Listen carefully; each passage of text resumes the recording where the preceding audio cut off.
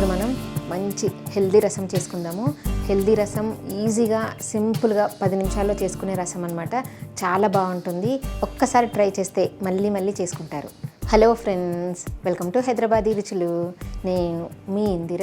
టమాటా రసం అంటే ఎంతమందికి ఇష్టమో కింద కామెంట్ సెక్షన్లో కామెంట్ పెట్టండి.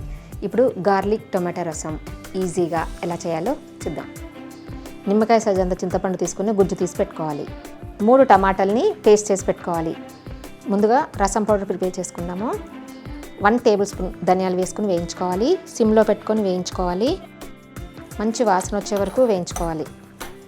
ధనియాలు వేగిన తర్వాత 1 టీ స్పూన్ జీలకర్ర వేసుకోవాలి. 1 టీ స్పూన్ మిరియాలు వేసుకోవాలి. వీటిని 1 నిమిషం వేయించుకొని స్టవ్ ఆఫ్ చేసుకోవాలి. వీటిని మెత్తగా పొడి చేసుకోవాలి.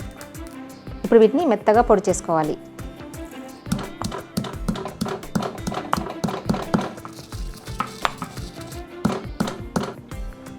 తర్వాత దీంట్లో 7-8 వెల్లుల్లిపాయలు వేసుకోవాలి. కొత్తిమీర వేసుకోవాలి. కాడలతో సహా కట్ చేసుకొని వేసుకోవాలి. వీటిని కచ్చా పెచ్చగా దంచుకోవాలి.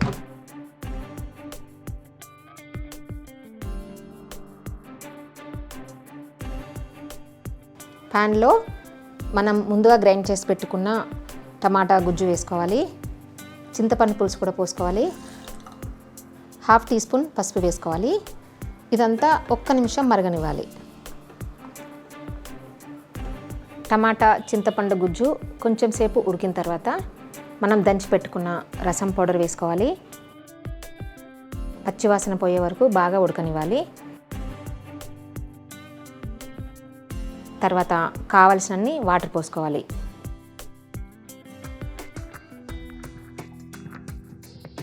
టేస్ట్ అయినంత సాల్ట్ వేసుకోవాలి. 4 నుంచి 5 నిమిషాలు మరగనివ్వాలి. ఇప్పుడు పైనుంచి కొంచెం కొత్తిమీర వేసుకుందాము. టేస్ట్ సరి చూసుకోండి. కావాలనుకుంటే సాల్ట్ యాడ్ చేసుకోవచ్చు. దీంట్లో పోపు వేసుకుందాము. చింతపండు మాత్రం చాలా తక్కువ వేసుకోండి. చింతపండు ఎక్కువ వేసుకుంటే పుల్లగా అయిపోతుంది చారు. ప్యాన్ వేడెక్కిన తర్వాత 2 టేబుల్ స్పూన్స్ ఆయిల్ వేసుకోవాలి. 1/2 టీ స్పూన్ ఆవాలు, 1/2 టీ స్పూన్ జీలకర్ర వేసుకోవాలి. 2 ఎండుమిర్చి ముక్కలు చేసుకొని వేసుకోవాలి. కొంచెం కరివేపాకు వేసుకోవాలి.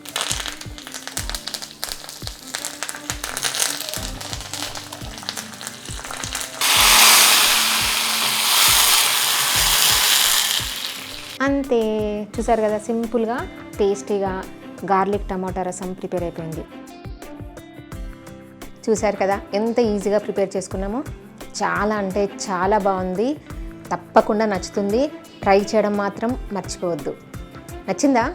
ఈ వీడియో నచ్చినట్టయితే కింద లైక్ బటన్ కనిపిస్తుంది కదా, ప్రెస్ చేసి ఫ్రెండ్స్ అందరికీ షేర్ చేయండి. సజెషన్స్ ఏమని చెప్పాలనుకుంటే కామెంట్ సెక్షన్లో కామెంట్ పెట్టండి. నా ఛానల్ ఎవరైనా సబ్స్క్రైబ్ చేయని వాళ్ళు ఉంటే తప్పకుండా సబ్స్క్రైబ్ చేయండి.